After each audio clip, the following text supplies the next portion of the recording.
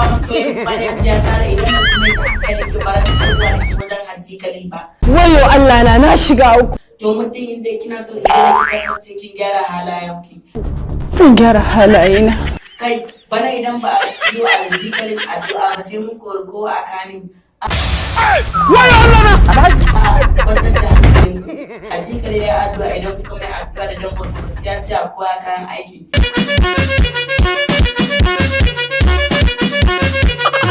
Indioto idan kika kare nan ma kuma dan sa Hajji Khalil da kamin kire kan a kanin.